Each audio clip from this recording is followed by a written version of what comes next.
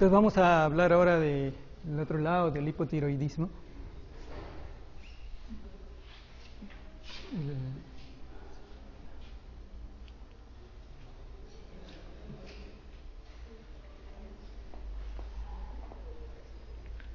Entonces, lo que el hipotiroidismo es lo inverso que habíamos hablado de hipertiroidismo. Si alguien le pregunta cuáles son los efectos de la hormona tiroidea, es difícil definirlo, ¿no? Pero si nosotros vemos que el exceso de hormona tiroidea da síntomas de hipermetabolismo y la deficiencia de hormona tiroidea da síntomas de hipometabolismo, entonces, ¿cuál es la función de la hormona tiroidea? Es conservar el metabolismo dentro de un margen normal. Entonces, el hipotiroidismo es una condición en la cual hay una función disminuida de la glándula tiroides, con lo cual disminuyen los niveles circulantes de hormona tiroidea. La disminución de hormonas tiroideas, hablamos de hipotiroidismo. Causas de hipotiroidismo. Bueno, hay varias maneras de dividir las causas. Lo más práctico es hipotiroidismo primario o secundario. Siempre cuando uno habla de primario es que está el órgano blanco, está afectado. En este caso, cuando hablamos de hipotiroidismo primario es porque está afectada la glándula tiroides. Hablamos de hipotiroidismo secundario cuando la lesión es a nivel más alto, básicamente hipofisario. Esto puede ser primario cuando hay compromiso de la propia glándula tiroides por muchas causas. Puede ser secundario cuando no hay un estímulo a la glándula tiroides. Y dentro de ellos también hay un hipotiroidismo bociógeno o no bociógeno, dependiendo si hay o no la presencia de bocio, pero esto es básicamente dentro del hipotiroidismo primario, ¿no? Entonces, hipotiroidismo primario, compromiso de la tiroides. ¿Qué pasa cuando se compromete la tiroides? Disminuye T4 libre, se estimula o va a haber feedback negativo, aumenta TSH para tratar de que la tiroides vuelva a producir más hormona. Entonces, lo característico en hipotiroidismo primario, T4 libre bajo y TSH alto. En el hipotiroidismo secundario no hay TSH o muy poco estímulo de TSH y eso no estimula tiroides. Entonces, en secundaria vamos a tener un TSH normal bajo y un T4 libre bajo. Entonces, ¿qué nos va a permitir definir si el hipotiroidismo es primario o secundario? TSH. TSH alto es primario. TSH normal o bajo, secundario. Dentro del hipotiroidismo primario tenemos varias causas. Hay un hipotiroidismo iatrogénico y el espontáneo. Dentro del hipotiroidismo espontáneo, básicamente es una tiroiditis de Hashimoto. Si un paciente se presenta con cuadro de hipotiroidismo y no ha sido sometido a ningún tipo de tratamiento, uno debe asumir que es una tiroiditis de Hashimoto. Y la otra es el hipotiroidismo iatrogénico, post-yodo o post-cirugía. Post-yodo, yodo radioactivo, destruye la tiroides, o post-cirugía por algún otro proceso. En los recién nacidos puede haber el hipotiroidismo congénito, que puede ser, mencionábamos la vez anterior, por una alteración en la embriogénesis, que la tiroides no se forma bien, no migra a su forma adecuada y va a dar un hipotiroidismo congénito. Puede ser agenesia, displasia de la tiroides. O ya problemas propiamente genéticos, que el receptor no responde a TSH. Entonces, un hipotiroidismo espontáneo sin bocio es básicamente una tiroiditis de Hashimoto. Un hipotiroidismo espontáneo con bocio y está en zonas no endémicas también es tiroiditis de Hashimoto. Entonces, tiroiditis de Hashimoto es la enfermedad tiroidea más frecuente. Tiroiditis de Hashimoto puede dar hipotiroidismo, puede dar bocio difuso normofuncionante, puede dar nódulo tiroideo, puede dar bocio multinodular. Y cuando se asocia a los anticuerpos estimulantes puede dar lo que se llama la hashitoxicosis, que es un hipertiroidismo por enfermedad tiroidea autoinmune con anticuerpos de Graves y Hashimoto. Entonces, Hashimoto es la causa más frecuente. En cualquier problema de tiroides siempre pongan como una posibilidad de Hashimoto. Hashimoto también es un precursor del linfoma tiroideo. Entonces, todas las enfermedades de tiroides siempre deben pensar la posibilidad de tiroides de Hashimoto. Hipotiroidismo bociógeno cuando hay deficiencia de yodo, todavía hay algunas zonas que en el Perú hay deficiencia de yodo, y el aumento en tamaño en la tiroides es una forma de compensación. Cuando hay poca ingesta de yodo, la tiroides aumenta de tamaño para ser más efectivo y tratar de captar más yodo, es una forma de compensarse. Y además, en la zona de deficiencia de yodo, la glándula tiroides, que normalmente produce más T4 que T3, en las zonas con deficiencia de yodo producen más T3 que T4 para ahorrar una molécula de yodo. Entonces son mecanismos de compensación ante la deficiencia de yodo, que aumenta el tamaño de la tiroides y en lugar de producir T4 producen T3.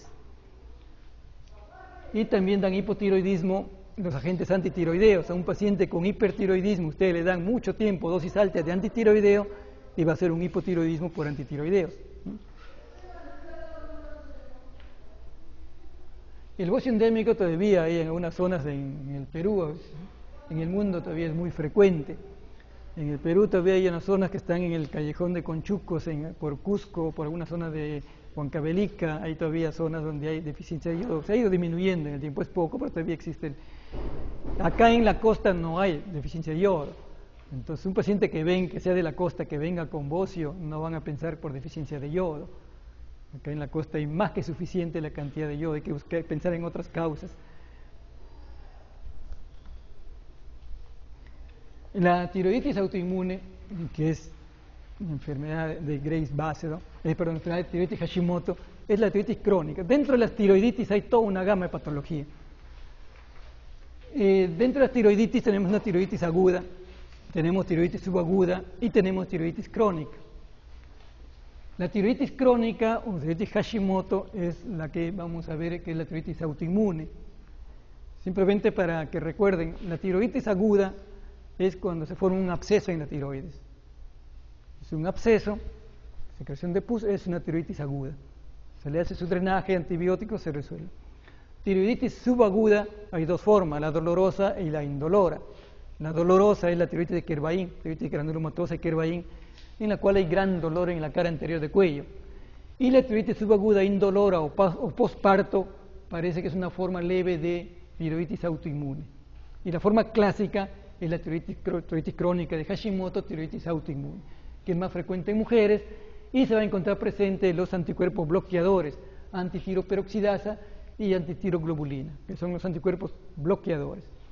Entonces, por definición, en tiroiditis Hashimoto están presentes los anticuerpos bloqueadores. Y puede asociarse con otras enfermedades autoinmunes. La vez anterior, probablemente no les dije, Graves también se encuentra asociado a otras enfermedades autoinmunes. Lo más frecuente que se encuentra asociado a Graves es vitíligo, anemia perniciosa. Puede encontrarse Graves o Hashimoto con diabetes tipo 1, con enfermedad de Addison. O sea, se pueden asociar enfermedades autoinmunes. Ahora, ¿cuál es la diferencia de enfermedades autoinmunes que estamos viendo nosotros con enfermedades autoinmunes, por ejemplo, que ven en reumatología? En endocrinología, las enfermedades autoinmunes son órgano específicas. En reumatología son no órgano específicas. Por eso es que nosotros para enfermedades autoinmunes no utilizamos tratamientos sistémicos, corticoides, etc. En reumatología sí. Entonces simplemente vamos a corregir el problema del órgano que está afectado, ¿no? Son enfermedades autoinmunes órgano específicas en endocrinología. La otra causa del hipotiroidismo es por yodo. El yodo radiactivo es un tratamiento para enfermedad de Graves.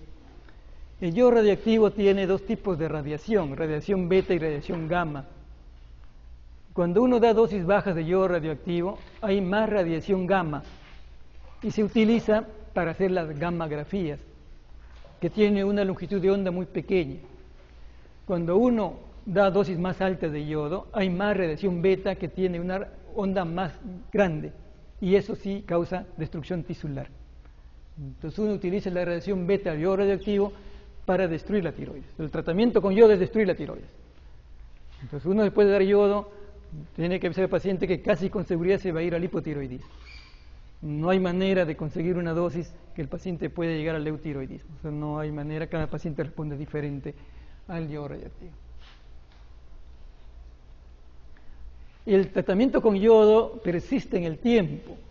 La mayor cantidad de pacientes hacen mucho más rápido, hacen hipotiroidismo en el primer año, pero en los siguientes años siguen haciendo. El efecto residual del yodo puede persistir por muchos años. Entonces un paciente puede hacer el hipotiroidismo después de varios años de haber recibido el yodo. Lo habitual, lo más frecuente que sea durante los 8 meses del primer año que presenten el hipotiroidismo, ¿no? Pero hay un efecto residual que se mantiene en el tiempo. Y dentro de los agentes antitiroideos que pueden dar hipotiroidismo tenemos, por ejemplo, el litio, fenilbutazona, soya, etionamida, algunos medicamentos que no se utilizan habitualmente para el problema de tiroides, se utilizan para otras enfermedades y que pueden dar problemas de hipotiroidismo. Acá también falta la amiodarona.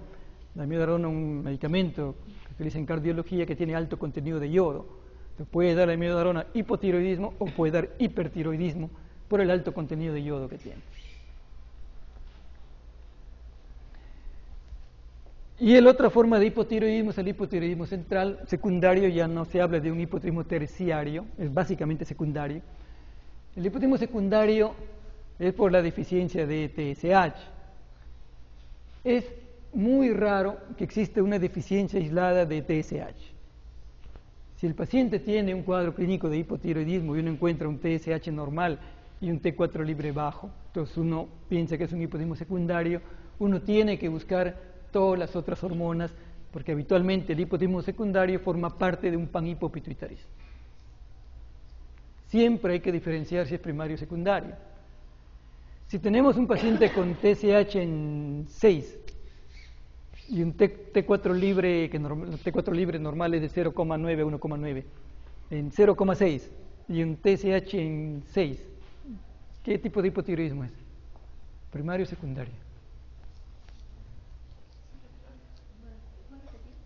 TSH en 6. Normalmente el TSH es de 0.4 a 4. Y un T4 libre en 0,5, 0,6. ¿Primario o secundario?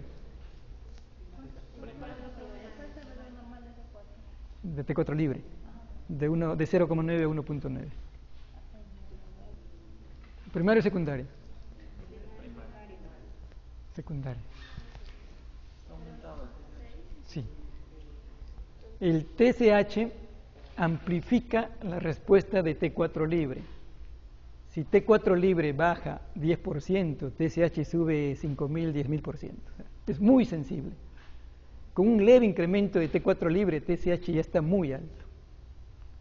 Entonces, si uno tiene el TSH, el T4 libre de un paciente, lo normal puede ser para ese paciente 1.4. No puedo ponerle. Si ese de 1.4 le baja a 1, que está dentro del rango normal, TSH ya subió ya. Entonces muy rápido sube, se altera TSH. Y con un nivel de T4 libre en 0,4, 0,5, el TSH debe estar en más de 100. Si le encontramos el TSH normal alto, con disminución de T4 libre, eso es hipotiroidismo secundario. Porque la disminución de T4 libre está tratando de estimular a la hipófisis y la hipófisis está tratando de producir TSH, pero no logra compensar. Entonces no hay una relación entre la disminución de T4 libre con TSH. Entonces no solamente hay que mirar los números, que está alto o está bajo, sino la relación entre ellos. TSH es muy sensible, muy rápido se altera TSH.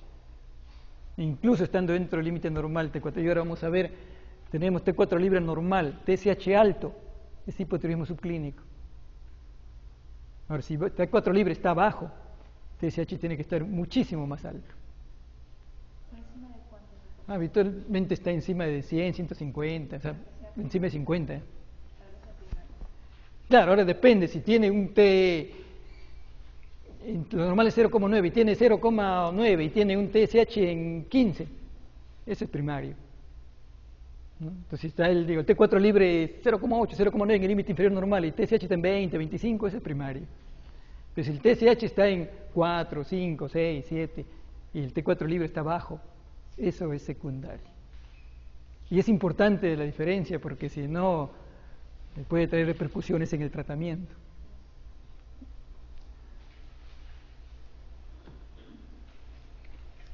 Entonces, habitualmente el hipotiroidismo secundario está asociado con la deficiencia de otras hormonas y de ellas la que es importante es los corticoides. Entonces, cuando hay deficiencia de TSH, también tiene que asumir que hay deficiencia de glucocorticoides, deficiencia de ACTH y también deficiencia de las otras hormonas, ¿no? Pero la que es importante son los corticoides. Porque, bueno, la deficiencia de hormona de crecimiento, la deficiencia de esteroides sexuales puede no haber problema, pero la deficiencia de corticoides sí. ¿Qué pasa si es que uno no reconoce o no diferencia un hipotiroidismo primario y un secundario? Yo tengo un resultado de T4 libre, me sale bajo, yo asumo que es primario y le doy hormona tiroidea. y no es primario y secundario. Lo que va a hacer el paciente va a desencadenar una crisis adrenal, porque yo le voy a aumentar el metabolismo con la hormona tiroidea y el paciente no va a tener corticoides para poder balancear este aumento del metabolismo dado por hormona tiroidea. Entonces, cuando es un hipotiroidismo secundario, siempre se repone primero corticoides o simultáneamente corticoides con levotiroxina. Nunca se repone primero levotiroxina.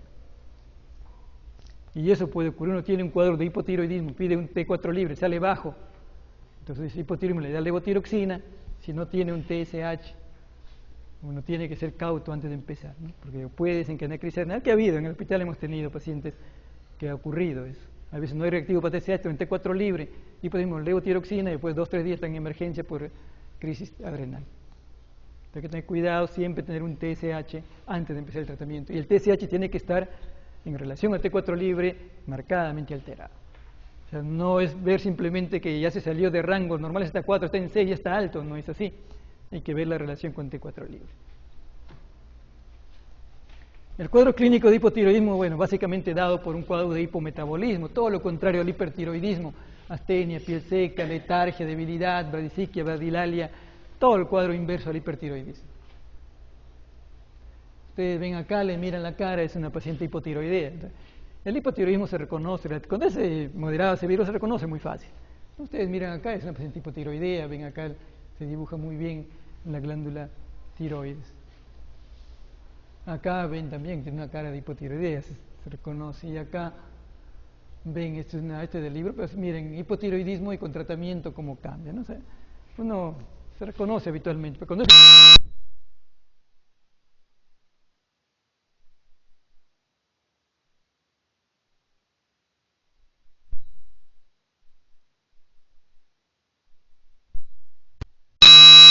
cuando es un hipotiroidismo leve puede no haber, pues no ser tan claro el diagnóstico, pero un hipotiroidismo moderado ya es bastante reconocible. Y dentro del hipotiroidismo lo que hay va a haber un mixedema. El mixedema, en el hipotiroidismo hay disminución en el metabolismo. Si a un hipotiroideo le dan 10 miligramos de diazepam, lo van a tener 3 días durmiendo.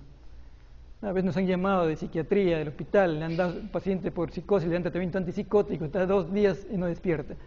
Y es un hipotiroideo. El metabolismo de los medicamentos se enlentece en el hipotiroidismo, se permanece mucho más tiempo en la sangre. Entonces, un hipotiroideo con 5 miligramos de diazepam lo tienen durmiendo todo el día. Un hipertiroideo, 30 miligramos, 10 miligramos en amor y comida de diazepam, igualito sigue caminando. Es por el metabolismo que está muy acelerado. Y eso hace que los mucopolisacáridos disminuyan su metabolismo, se acumulen. Y los mucopolisacáridos retienen agua. Y eso es lo que causa el mixedema.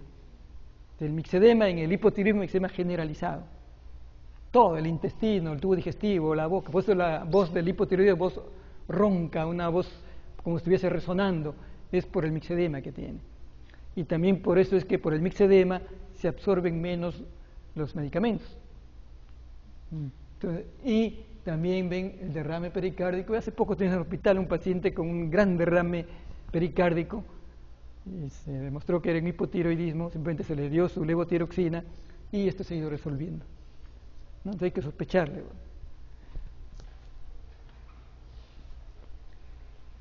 Entonces los exámenes que nos van a ayudar es T4 libre y TSH. T4 total tiene muchos errores, es siempre mejor T4 libre.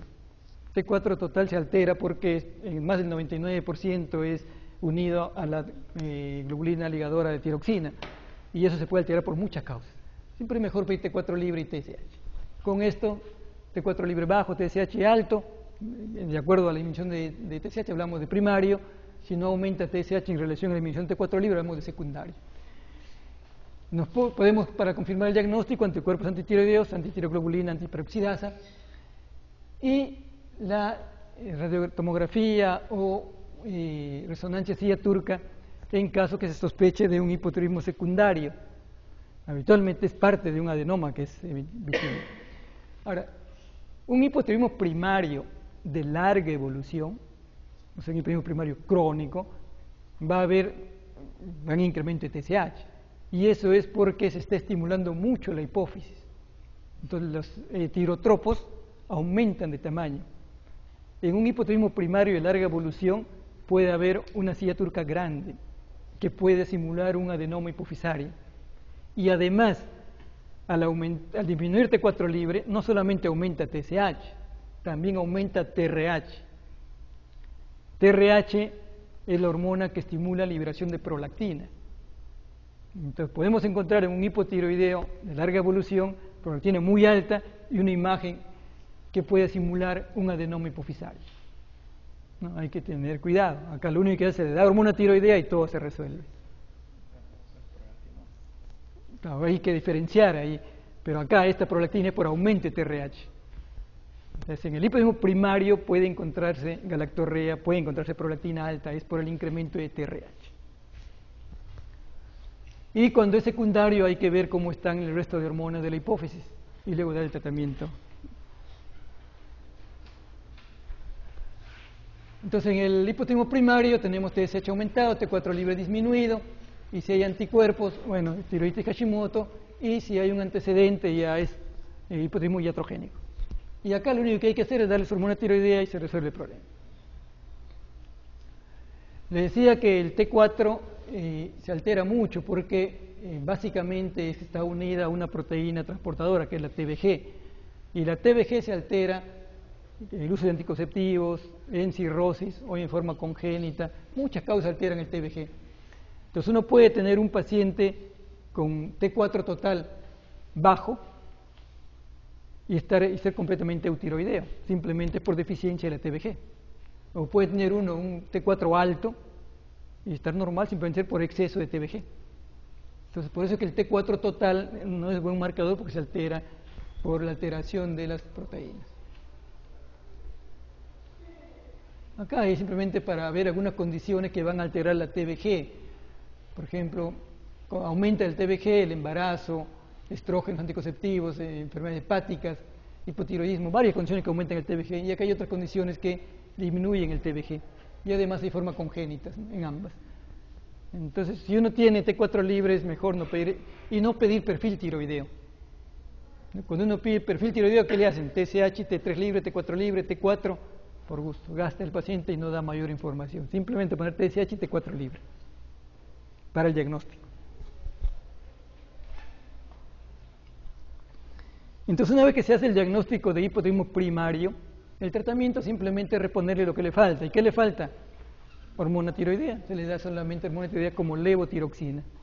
Ya no se usa las mezclas T3 con T4, se utiliza levotiroxina. Porque la levotiroxina es una prohormona que de acuerdo a las necesidades del organismo va a dar T3. Se utiliza levotiroxina, acá tienen la dosis, se absorbe bastante bien, su vida media de la levotiroxina es 7 días. Entonces, cuando uno quiere hacer en un paciente hipotiroideo, por ejemplo, le operan de cáncer a un paciente que quedó sin tiroides, uno le da tratamiento con hormona tiroidea, y luego de un tiempo quiere hacerle un rastreo, para eso tiene que suspender la hormona tiroidea.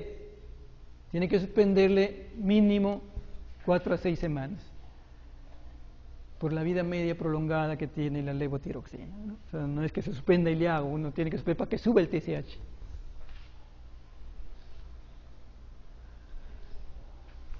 Entonces, ¿cómo comenzamos la dosis? Vamos a hablar en adultos, si después quieren podemos hablar en niños. Cuanto más severo es el hipotiroidismo, se inicia con dosis más bajas. Cuando el hipotiroidismo es más leve, se inicia con dosis más altas. Porque cuando está más severo, tenemos que ir adaptando al organismo a que nuevamente incremente el metabolismo. Tenemos un hipotiroidismo moderado a severo, podemos iniciarle con 25 microgramos de T4 y cada 5 días podemos ir aumentando de 25 a 25 microgramos. Y habitualmente uno llega a una dosis de 100 microgramos y lo mantiene en esa dosis. Cuando el paciente tiene enfermedad coronaria hay que iniciar con dosis más bajas porque eso puede desencadenar el dolor precordial. Entonces hay que empezar con dosis más bajas e ir aumentando también lentamente. ¿Cómo hacemos los controles del hipotiroideo? Yo le empiezo el tratamiento. El marcador para el control, para el hipotiroidismo primario, es TSH. El objetivo es normalizar TSH. Pero el TSH demora mucho en normalizarse. Entonces, cuando uno empieza el tratamiento, Habitualmente luego que está con 100 microgramos uno le hace un control a los 2 meses con T4 libre, inicialmente. Cuando el T4 libre se normaliza, comenzamos el monitoreo con TSH. Y el objetivo es que el TSH esté dentro del rango normal. Y una vez que conseguimos que el TSH tenga el rango normal, controles una vez cada 6 meses o una vez al año. La dosis es estable, no se modifica en el tiempo. En cambio, si tenemos un hipotiroidismo secundario, ¿con qué hacemos el control? Con T4 libre. Ahí no sirve TSH. Entonces, en hipotiroidismo secundario, los controles de la dosis es T4 libre, llevarle al rango intermedio el T4 libre. Y en hipotiroidismo primario, una vez que se normaliza T4 libre, los controles posteriores es TSH. No es necesario pedirle T4 libre, TSH, solo TSH. El objetivo del tratamiento es normalizar TSH. Si es un paciente que fue operado de cáncer, el objetivo es que el TSH esté en el rango inferior normal, un poquito debajo del normal. Y si es una condición benigna, que el TSH esté en el rango intermedio. ¿No? Ese es el objetivo. La dosis, cuando uno modifica la dosis de la levotiroxina, tiene que hacer un control luego de 2 meses. Cada vez que uno modifica la dosis, a los 2 meses hay que hacer un control para ver si está bien la dosis que hemos cambiado. Hay algunas condiciones, por ejemplo, en personas ancianas requieren disminuir la dosis.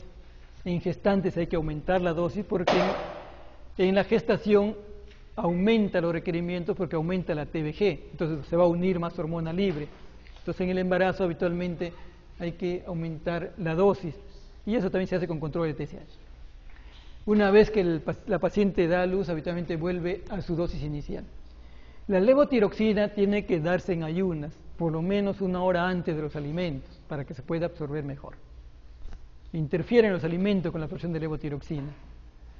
Entonces interfieren una serie de sustancias también, antiácido, carbonato de calcio, sulfato ferroso, lovastatina, rifampicina, una serie de medicamentos que pueden interferir. Pero lo importante es que la levotiroxina sea ingerida en ayunas por lo menos media hora a 1 hora antes de ingerir los alimentos.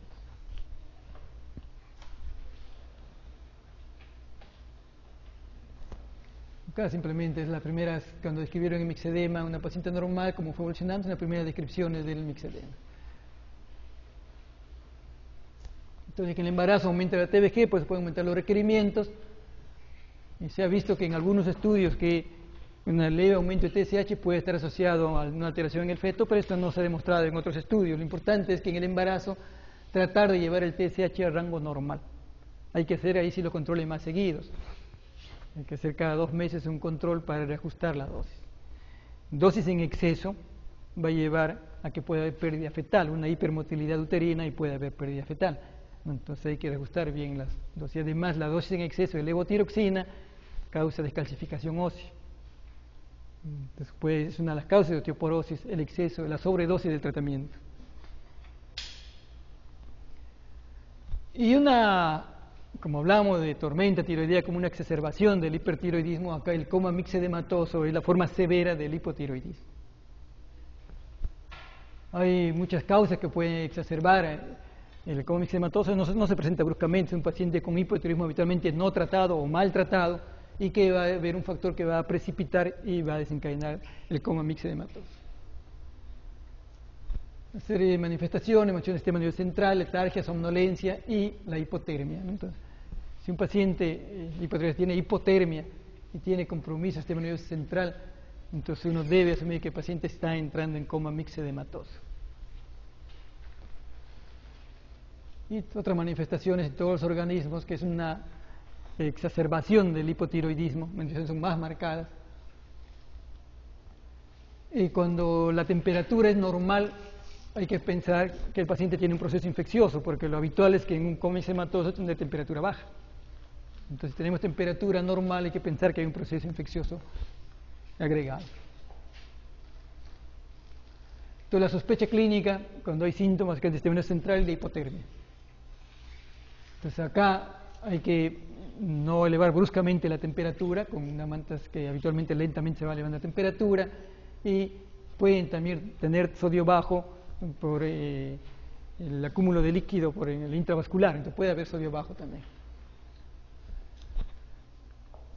Si el paciente tiene un coma mixedematoso, todo el organismo funciona lentamente, el adrenal también. Entonces, cuando hay un coma mixedematoso y uno le va a dar tratamiento con hormona tiroidea, uno debe cubrir la parte adrenal. Uno tiene que darle glucocorticoides.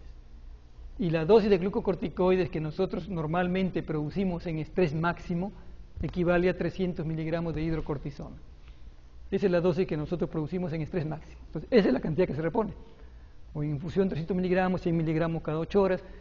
Entonces, si uno le da hidrocortisona y se olvida de la parte adrenal y comienza a manejar el problema de la hormona tiroidea. Entonces, siempre cuando uno sospecha coma mixedematoso tiene que cubrir con glucocorticoides. Entonces, la hormona tiroidea lo ideal sería dar endovenoso, que en nuestro medio no hay, en algún momento llegó, desapareció, pero lo ideal es dar endovenoso porque la absorción intestinal está alterada por el mixedema. Acá está la dosis que se da, una dosis alta al inicio, de 30 a 600 microgramos en un bolo, y luego se va bajando la dosis, más o menos 100 microgramos por día, es en el endovenoso. Cuando no se cuenta el endovenoso se puede usar la T3, que es el Sinomel, casi muy poco se utiliza. ¿No? Todavía hay, pero poco se utiliza. Podría utilizarse en esta situación porque el T3 actúa mucho más rápido. Entonces podría utilizarse Sinomel, el T3 tiene la dosis. O se puede usar levotiroxina en dosis altas, sabiendo que la absorción no va a ser la adecuada. Entonces se da 200, 300 microgramos y eso se puede dar cada 12 horas y hay que ver la evolución, pero lógicamente la evolución va a ser mucho más lenta porque la absorción está totalmente alterada. Se puede dar por sonda nasogástrica o se puede usar incluso por vía rectal si es que no se puede por vía oral, pero la idea es dar dosis altas inicialmente y luego empezar a bajar la dosis.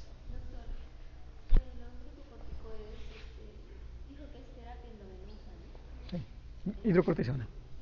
Hasta 300. Sí, 300 es lo habitual que se utiliza en cualquier paciente que esté en estrés.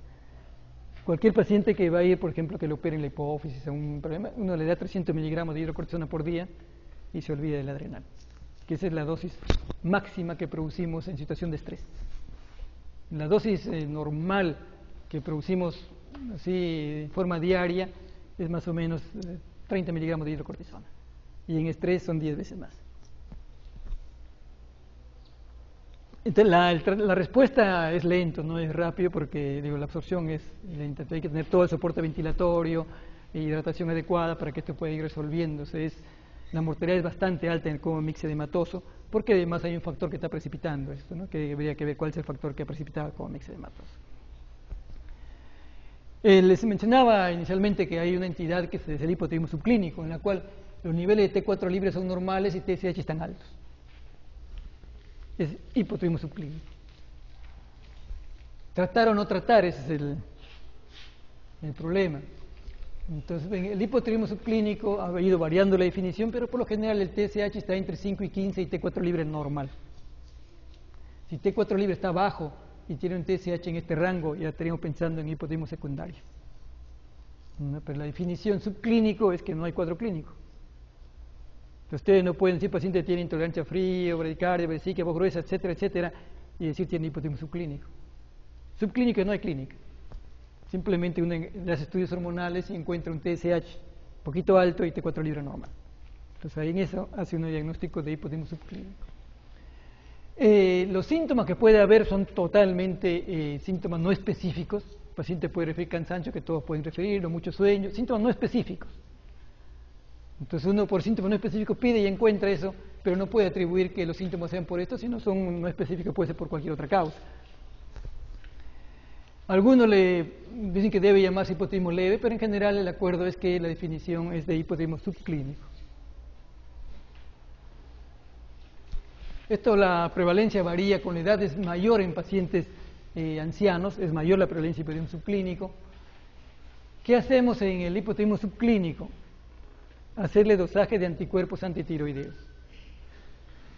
Si los anticuerpos antitiroideos son positivos, ese paciente tiene alto riesgo de evolucionar al hipotiroidismo franco. Entonces a esos pacientes uno debe tratarlos. Y si tiene anticuerpos negativos, probablemente lo prudente es observarlos. En 3 meses repetir un nuevo control para ver si varía, y luego en 6 meses. Y si el paciente tiene síntomas no específicos, ¿qué que se cansa, que le duele, uno podría probar dando un poco de hormona tiroidea para normalizar TSH. Entonces, lo que sí hay un acuerdo es que si tiene los anticuerpos positivos, uno debe tratarlos. Si son negativos, dependiendo del cuadro clínico, probablemente uno tenga que observarlo y en el seguimiento ver la evolución. Muchos TSH de 5 o 6, al control se normaliza, ¿no? Entonces, no significa que necesariamente uno tiene que tratarlos. Entonces, se trata, con los que tienen anticuerpos debe tratarse. Algunos tienen el colesterol un poco alto, le tratan. Hace muchos años fuimos a un hospital de Chimbote y había un médico que todos los pacientes que tenían colesterol alto le daba levotiroxina. Y es una exageración, ¿no? El colesterol alto es por 1000 causas, uno no le va a dar hormona tiroidea para normalizar eso. Si bien dentro del hipotiroidismo es un hallazgo encontrar colesterol alto, pues es parte del hipotiroidismo, parte del cuadro de hipotiroidismo. Entonces, si no hay cuadro clínico de hipotiroidismo, no hay razón de tratar con levotiroxina. Entonces, hay argumentos en pro y en contra de tratar. Lógicamente puede haber el riesgo de sobretratamiento y dar un hipertiroidismo, o un paciente que le trata puede exacerbarle una cardiopatía isquémica, por ejemplo. Pues hay que tener cautos cuando uno va a tratar, y en todo caso dar dosis bajas para normalizar TSH.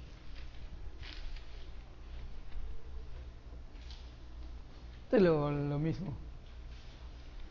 Entonces, acá lo que mencionaba, los endocrinólogos clínicos ya proponen que anticuerpos positivos con TSH en ese rango deben ser tratados, y también deben tratarse las gestantes. También ese grupo que debe tratar para normalizar TSH. La dosis inicial es habitualmente baja. Si hay problema cardíaco puede empezar con 12.5. Si no hay problema cardíaco puede iniciar con 25 microgramos, y luego con los controles de TSH hay que corregir para mantenerlo dentro del rango normal.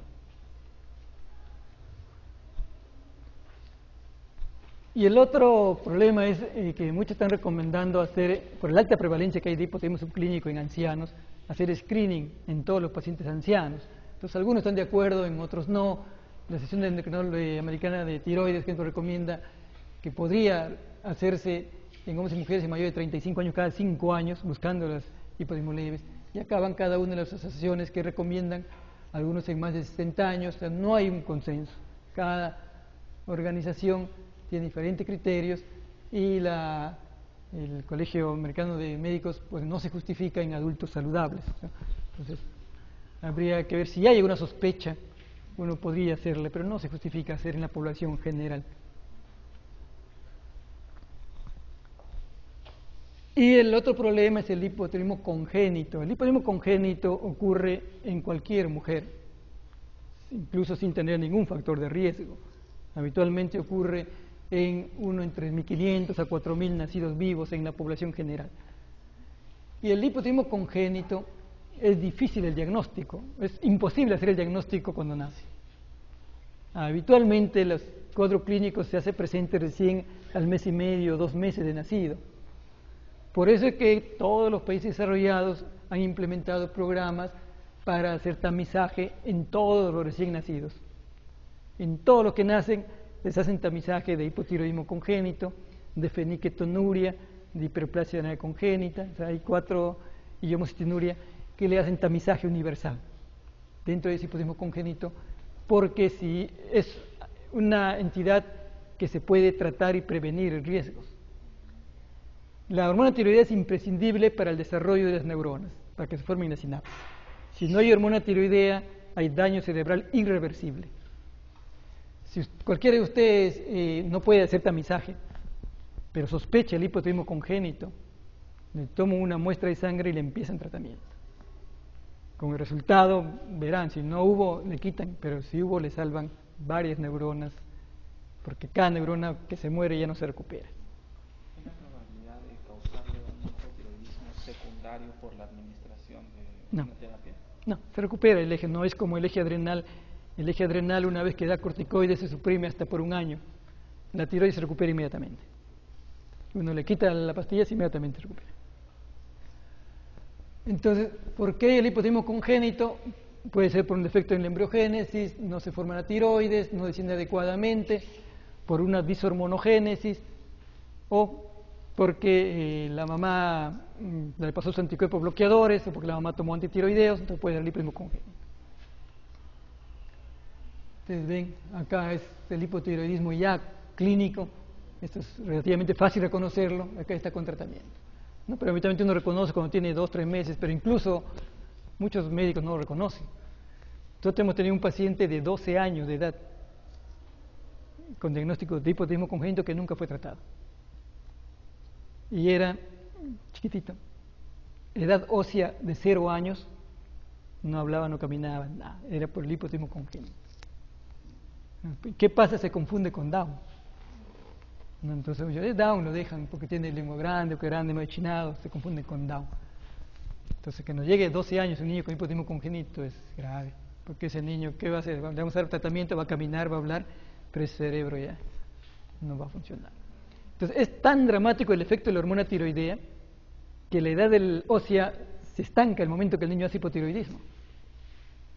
Si un niño le sacan la tiroides por alguna razón a los 5 años y ustedes le ven a los 10 años, la edad ósea sigue en 5 años. Se estanca la edad ósea, no hay problema. Ese niño de 12 años tenía edad ósea de 0 años, como un recién nacido. ¿No? Entonces, uno dice, esto uno lo puede reconocer, pero en la práctica, en lo real, en el hospital de niños llegan niños con 4, 5, 6 años de edad con hipotiroidismo congénito que nadie los identificó. ¿No? Entonces hay que sospechar en un niño y la sospecha debe implicar iniciar un tratamiento. Así esté uno en un sitio muy alejados, uno toma la muestra y le empieza el tratamiento. Y después, con el resultado, verá si continúa o se interrumpe. Pero uno tiene que iniciar tratamiento, si no hay daño cerebral irreversible. Es un hipotiroidismo. ¿Qué? Doctor, dijo clínicamente se parece mucho al Down. Sí. ¿Qué cosas podría llamar la atención? Bueno, el llanto es ronco. Tiene la piel seca, áspera, no succiona, las fontanelas no cierran. Y el Down a los 2 años está caminando, estos no caminan si uno demora tanto tiempo. Pero la diferencia probablemente es en los primeros meses. Pero en estos niños la voz es ronca, no hay buena succión, son niños muy tranquilitos, no molestan a nadie. Cuando le da tratamiento comienzan a fastidiar ya. Entonces todos los niños son muy tranquilitos, que no, fastidia, nunca hace nada. En eso hay que sospechar que tienen un hipotiroidismo. Porque son totalmente, ni se mueven. ¿Y el examen de laboratorio dijo fenicitonía, amoxicilina? Este es para programas de screening y tamizaje en general que se hace. O sea, no en ellos, sino en programas de tamizaje en recién nacidos. En el Perú. En el Perú está haciéndose en el Salud. En el MINSA hace como 10 años hubo una ley en la cual se ponía que el laboratorio central era el hospital del niño. El problema es que en el hospital del niño no nacen niños. ¿El programa de screening del Seguro Social incluye también fenilcetonúrica y amoxicilina? Sí, recién del año pasado. Y hiperplasia renal congénita también. Sabía que solamente hay hipotiroidismo. No, ya lo están haciendo en el Rebagliati. El Rebagliati es el centro de salud. Y el MINSA o el Ministerio de Salud había puesto al Hospital del Niño como sede, hace varios años, como sede central para el programa de tamizaje de hipotiroidismo congénito. O sea, nunca funcionó porque en el Hospital del Niño no nacen niños. Claro, pero es muy tarde. La idea es hacer el tamizaje cuando nazca. El tamizaje se comenta a las 48 horas que nazca es el tamizaje. Entonces, lógicamente, la maternidad podría ser un sitio donde se haga. Entonces, nunca funcionó y cada hospital, algunos hospitales de MINSA lo hacen en forma aislada, pero cuando son en forma aislada no tienen ninguna importancia a nivel nacional. Los programas son importantes cuando sirven a nivel nacional. No puede ser que mi hospital hace este programa, yo capturo 2, pero a nivel nacional, ¿cuántos están escapándose? Eso no tiene ninguna repercusión. Entonces, me imagino, probablemente dentro de poco, me parece que ya la maternidad va a ser declarada el centro y tenga mayor importancia.